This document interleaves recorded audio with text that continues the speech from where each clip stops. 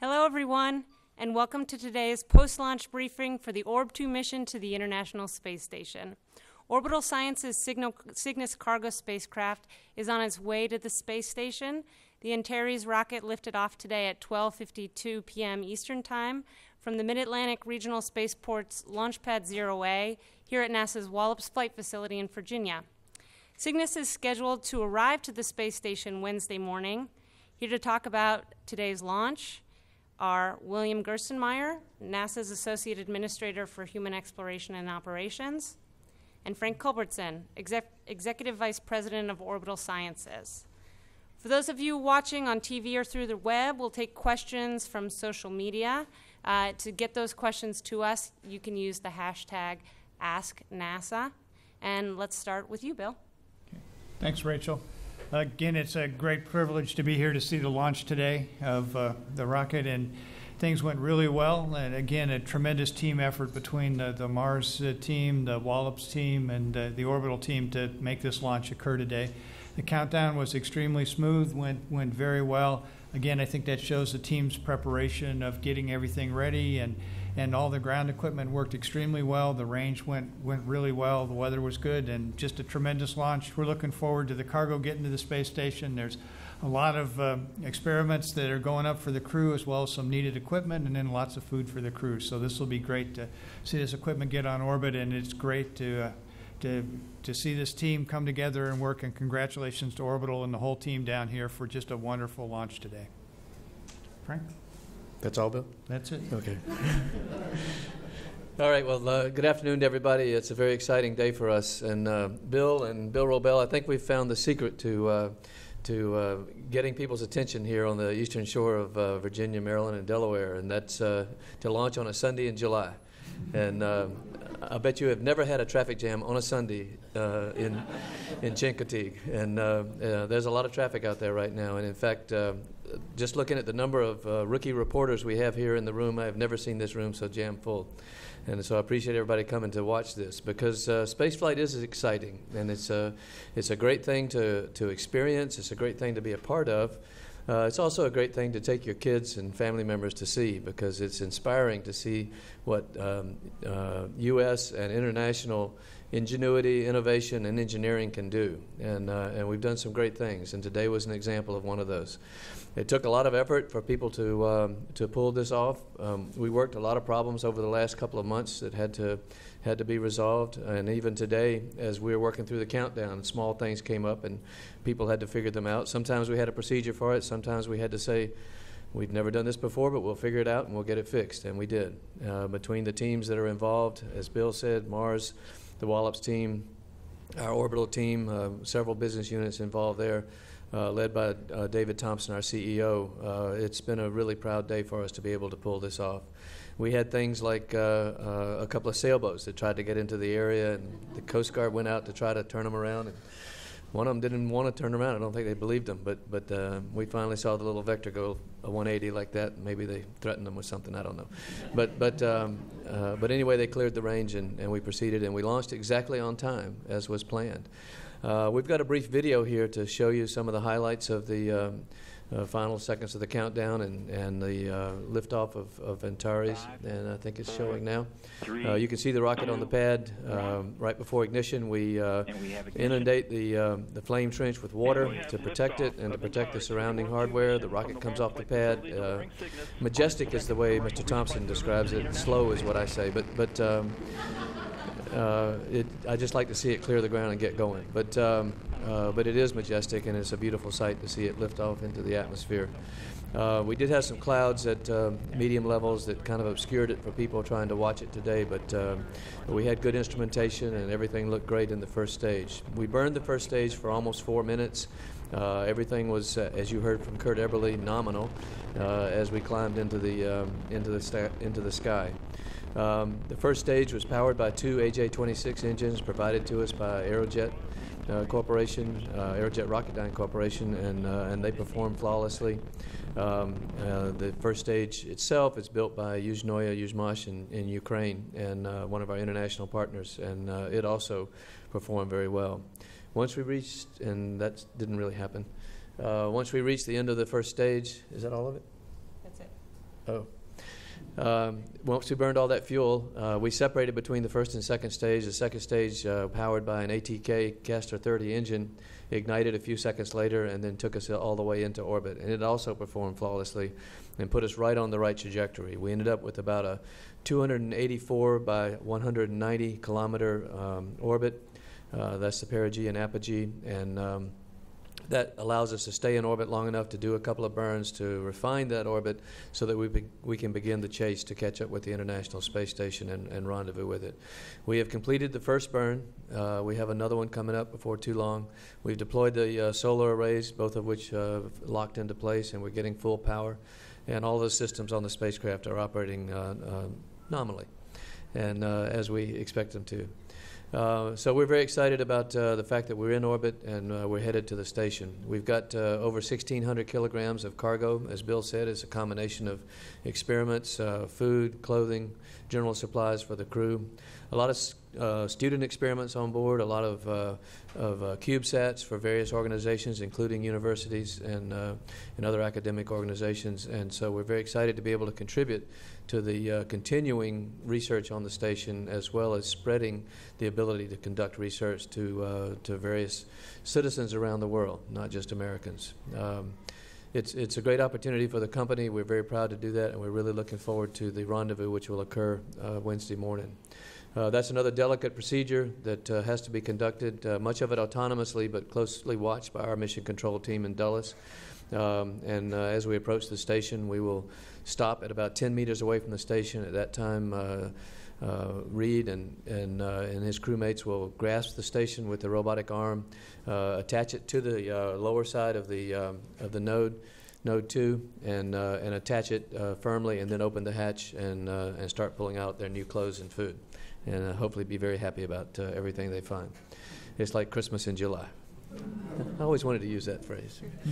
But it'll be an exciting morning also for our team, and of course they're hard at work right now making sure that all the systems are working right. The Antares team, of course, is closing up their notebooks and leaving the Mission Control Center, and I don't know what they're going to do tonight, but they'll probably be really happy. And they've been waiting 2 months to get this one off the pad, and that includes the NASA and Mars teams also, who work very closely with us. So again, my congratulations to the entire team. Bill, thanks for the cooperation and collaboration with NASA. You're a great customer. And you believe that, right? Yes. Okay. And we certainly are really, as I said, proud to be a part of this endeavor. The space station is extremely important. It's an international space station. The international cooperation there, I think, is something people should pay more attention to. The ability of the space program to make sure that, or to enable countries to come together and do something that's extremely difficult, do it successfully, do it with a lot of cooperation and trust, which is really the key to us being able to be successful, is a great example for the rest of the world to follow. At Orbital, we have the same thing with our international partners that contribute to the success of Antares and Cygnus. Pressurized cargo module is built in Italy, and same company that built some of the modules on the station, and a number of others who provide components. So we try to work with the best in the world, and we're looking forward, of course, to continuing to be an American company that leads in the commercialization of space. And we appreciate the opportunity. We're looking forward to the next 6 missions and the next contract, and go Antares and go Cygnus. Thank you. Thanks, Frank. Okay, we'll take some questions here at Wallops and on the phone. And as a reminder to those watching from afar, you can send us your questions on social media using the hashtag AskNASA. I'm going to start here.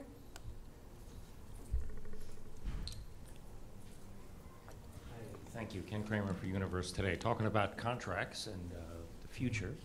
Frank, last time you were thinking that the space station could be extended a few decades. I'd like to ask Bill, what's your perspective? Can you philosophize a little bit about extending the space station and the importance of these cargo missions, and also the next step with the contracts? Tell us what's going on, when you're gonna do that, how many companies might be involved. Thank you.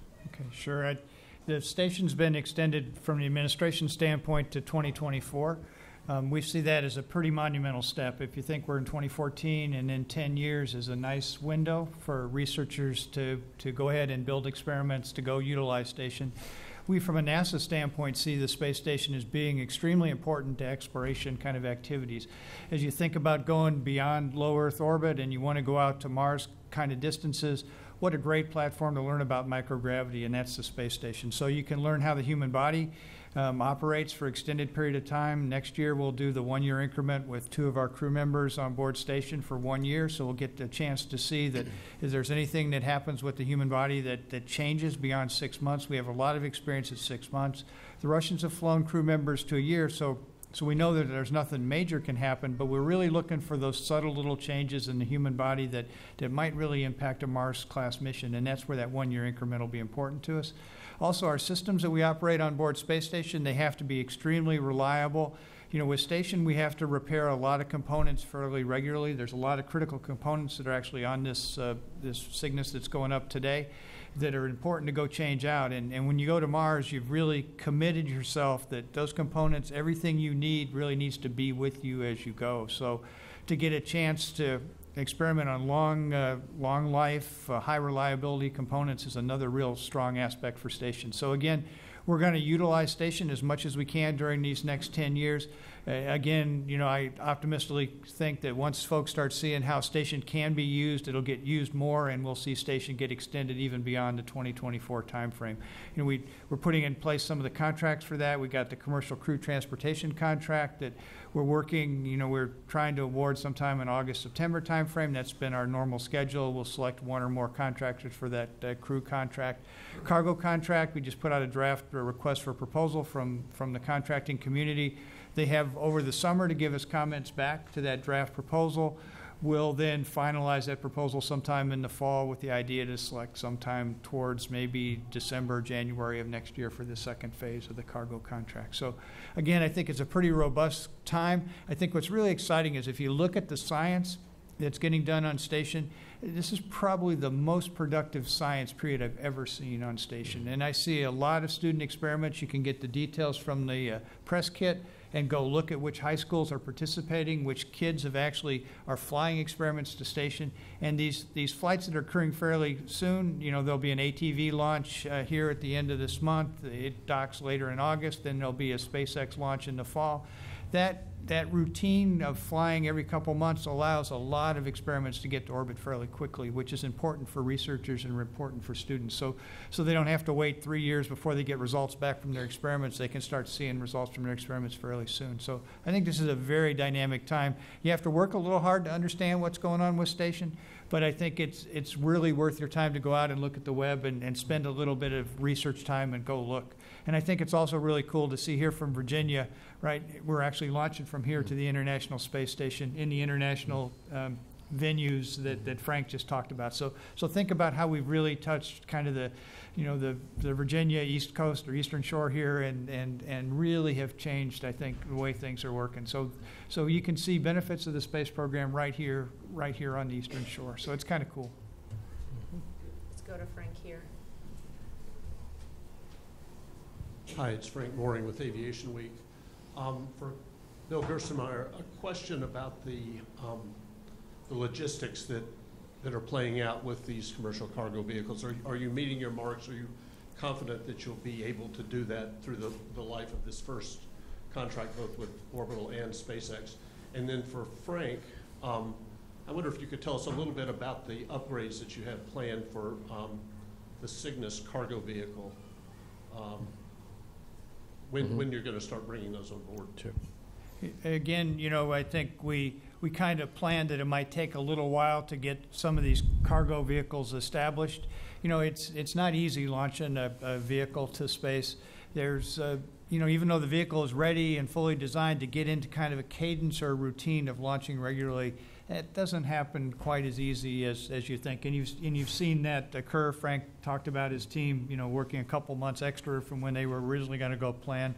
You know, the test stand problem really challenged the team to go look and make sure that we're really safe to go fly and move forward. We had enough margin on station that it was okay. We have enough vehicles between SpaceX and ATV and Orbital that we're okay. I tell you, I can breathe kind of a sigh of relief with this flight. There was definitely some food and some other things that the crew needed. There's also some components for the Japanese module that are important.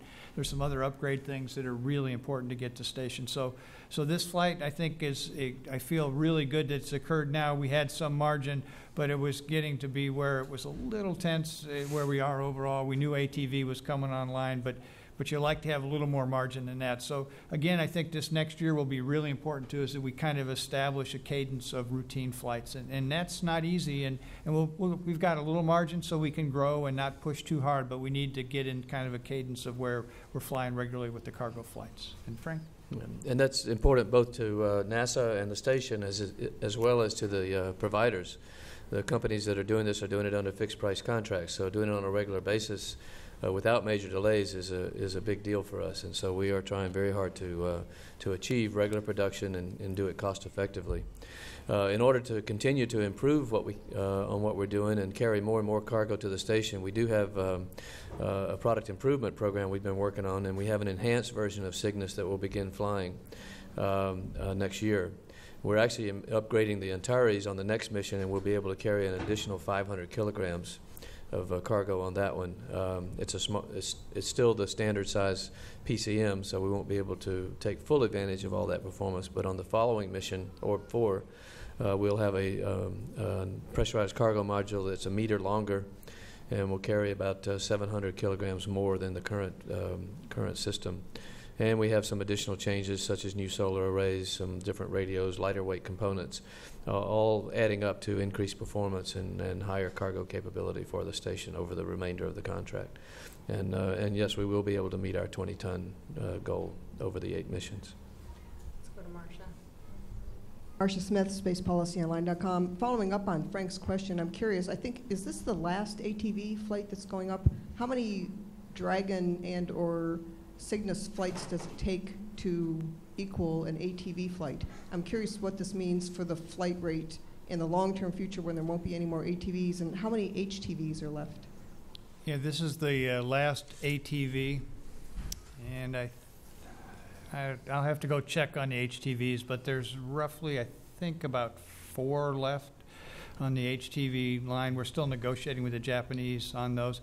And again, it depends which version of Cygnus you take. If you take the enhanced Cygnus that Frank talked about next year, it's roughly maybe 2.5, I believe, Cygnus kind of vehicles to equal what's in an ATV. What's unique about ATV is it can carry a lot of fluids. It can carry water. It also carries propellant for the Russians to refuel their system. HTV is unique in the fact that it carries some external cargo, a little bit like the Dragon does. So we have a nice mixture between all these. And so when we looked at it, there wasn't really a big need for the unique capabilities of ATV, so this was the right time to phase out ATV. And so this will be the last flight of ATV, and then we'll continue to fly HTVs and Cygnus and SpaceX Dragons. Let's do one more here in the room, and then we'll go to the phone. Could you tell me the fate of the first stage rocket? I know it goes into the ocean, but how far downrange? And does it just land ballistically, or are there parachutes to slow it? And secondly, does the second stage remain attached to the payload until it returns? The first stage does return, or does land in the Atlantic ballistically. We clear the range to make sure that people are in fact clear of that area before it comes in, and that's one of the things we have to watch during the launch countdown. I don't remember exactly how far downrange. Yeah, however far that is, near Bermuda, but not very near Bermuda, but kind of that distance. And then the second stage, once it separates from the Cygnus spacecraft, remains in orbit for a certain amount of time, and then it'll re-enter destructively, usually within a few weeks. But we make sure that anything we put into orbit that is going to be there for any length of time is not going to stay on orbit. It's going to return so that we don't have an orbital debris issue. Okay, let's take a couple from the phone. I think we have first up Bill Harwood with CBS News. Go ahead, Bill. Yes, Thank you, Rachel. One for Mr. Gerstenmaier, if I can. When you were saying a minute ago, things were a little bit tense from a supply standpoint. I was under the impression you guys wouldn't hit your 45-day countdown timer until August, and that with ATV in progress coming up here pretty soon, you guys are pretty fat on supplies. Am I missing something there? I just want to make sure I understand how to characterize it. Thanks. You know, I mean, again, from a requirement standpoint, we had the right skip cycles protected, and we had time until the fall. But I guess kind of from a pragmatic warrior standpoint, even though we had till the fall, knowing the problems we had with some of the test stand things, some of the challenges we've been working on the other side, and then also the French Guiana gets kind of jammed up with a lot of commercial flights on the European side. You could see all that margin evaporate pretty quick. So if I wanted to worry a little bit, right, I could definitely worry myself into wanting to get a little more margin. So we didn't really have any problem till the fall, so probably overstepped a little bit by saying I was concerned, but I will tell you that there were enough things there that when I add them all up, it was a time that you want to make sure that you're really ready to go fly. You don't pass up an opportunity lightly. It is rockets, not airlines. And Bill, do you have a follow-up question? He's thinking. No. Okay, let's go here in the middle. And then we'll take a couple from social media. Hi, my name is John from Countdown Today. Antares Cygnus was named for astronaut Janet Voss. Who names each spacecraft before their flight? The executive team at Orbital picks the name for each spacecraft, and we have not announced the name for the next one yet. Okay, let's take a couple from social media. Sure. The first question is from Keith on Twitter for Frank. Frank, what are some of the experiments this mission is carrying to the ISS? We have some student experiments of various types. There are some CubeSats. There's the, TechSat 4? TechEdSat 4. TechEdSat 4. I don't recall all of them. Frank, do you remember any of them? 30-odd CubeSats that will be deployed from inside the station. Not all at once, I don't think. Go ahead. One more question for Frank from Twitter. How long does the docking process itself take? The docking process itself takes about, would you characterize it as 8 hours, Frank? 6? Yeah, 8 hours. Okay. The final portion is about 8 hours when you're approaching the station, and the last 4 hours are when you're fairly close to the station and you're approaching fairly carefully from below, and then the last 250 meters are the final approach, where you'll stop at 10 meters, and then once they've grappled, it'll take them about an hour to attach it to the station firmly and get in a position where they could open the hatch if they wanted to. Okay, we'll take one more from the phone and then come back here for a final question. On the phone, I believe we have Stephen Clark with Spaceflight Now. Hi, Rachel. Thanks. 2 questions for Mr. Culbertson. First of all, in the launch video, it looks like there's a little bit of a tilt of the vehicle coming off the pad. I'm not sure I've noticed that before. Is that a normal maneuver or something unexpected? And secondly, for Frank, how soon do you plan on announcing a new long-term provider for Antares first stage propulsion? Thanks. Well, for the second one, we're still in the process of negotiating with the proposers on the next block of engines for Antares, and we'll probably announce that sometime this summer. And you were asking about what some of us call the wiggle off the pad.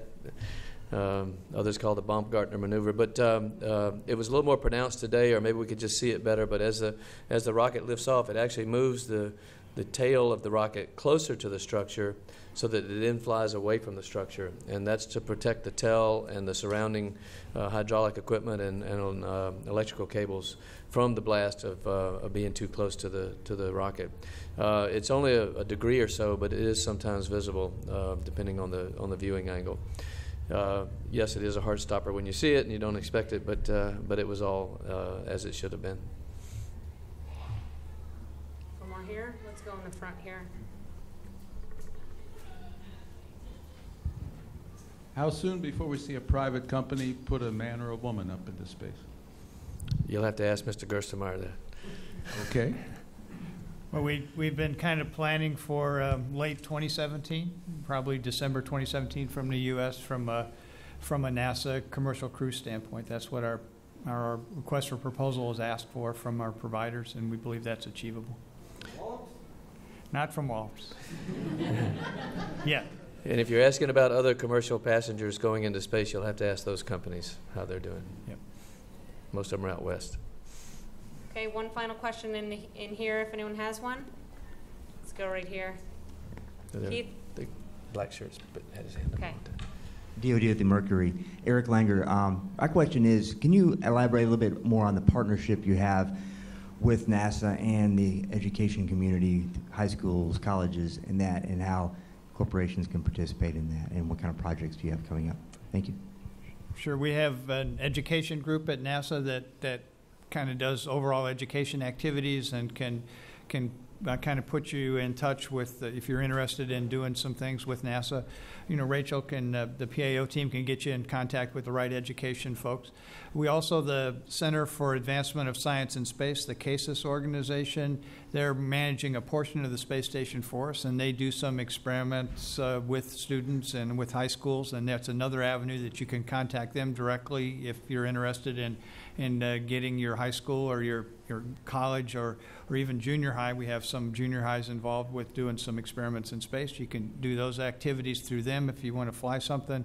And then there's, underneath the CASIS organization, there's a NanoRacks group that also does some science and student experiment kind of thing. So there's many avenues. Probably the easiest one is to reach out to the NASA Education Office and get in touch with them, and then they can kind of steer you the right way depending on what you want to go do and what you're interested in doing in terms of classroom and education and products. It's kind of exciting when some of the things we fly on station, they can actually be demonstrated on the ground, and students can kind of compare results in their own classrooms with what's occurring on space. We've flown some ants, we've flown some butterflies, we've flown some interesting things, and it's kind of interesting to see how the terrestrial equivalent performs on the ground compared to what's occurring in space. So the students can get a chance to see and understand what the microgravity environment's about. I'm also continually amazed by the inquisitiveness of students and how they really grasp the uniqueness of space. And sometimes they ask more, I would say maybe intelligent isn't the right word, but more inquisitive questions than I get from the typical researchers. I think by the time you've become an experienced researcher, you have this 1G bias where your mind always thinks in one gravity and you don't really ask those interesting questions. And you know, one of the students on the butterfly experiment, you know, and there was another one where a student did it was a spider, a jumping spider that uses, it actually jumps to capture its prey. So the student just quietly asked, well, what happens if there's no microgravity? Would this spider, it can't jump, it's just going to float, right? Is it going to walk over and get its prey, or is it going to try to jump? And those kind of questions, although simple, they get your mind thinking about what's going on in space. And they can actually make you think about how you can use space in new, creative, innovative ways and actually become more innovative. So there's a uniqueness of working with students that is really fun. They're not inhibited by being embarrassed by asking the dumb questions. They ask questions the right way, and if you're really intuitive and you understand that, you can get innovative, you can get creative, and you can see some pretty amazing things happen. So you should get students involved with the education group, and you ought to turn loose that imagination, turn loose that innovation, and we'll see what we can do with this microgravity and the space station we've got on orbit. If I could add just a little bit, I think what Bill is describing is what I would call unconstrained curiosity. And the students really do look at things differently, particularly the younger ones, and some of the older ones too. But there are organizations that, many of them not-for-profit, that conduct space camps, academies, weeks where students can come in from various places and build their own experiments. And then CASIS and NanoRacks and others will organize the ability to get them onto the space station. On our last mission, we flew several, and we had students here who had designed experiments that flew on the station, or on Cygnus to the station. We had some slime from King's College, I think it was, and some other places, and these were the selected experiments to go. But there are lots of these organizations, you just need to get online and look for them, who are helping students open their minds and explore space in a real way. And then they get the data back, either pictures back or real data, and occasionally actual results. So it's the way to inspire children that and young adults that space is something everybody can have access to eventually, at least through what's happening on the space station. I think it's very important that we continue to motivate people into the science, technology, engineering, and math arena. Okay, well, that'll do it for us. I want to thank everyone very much for joining us today, especially Bill and Frank. Cygnus is set to arrive to the space station on Wednesday. We'll begin our NASA TV coverage at 5:15 a.m. for a 6:39 a.m. grapple. You can follow the latest information on the Orb-2 mission and find out more about the International Space Station at www.nasa.gov/station.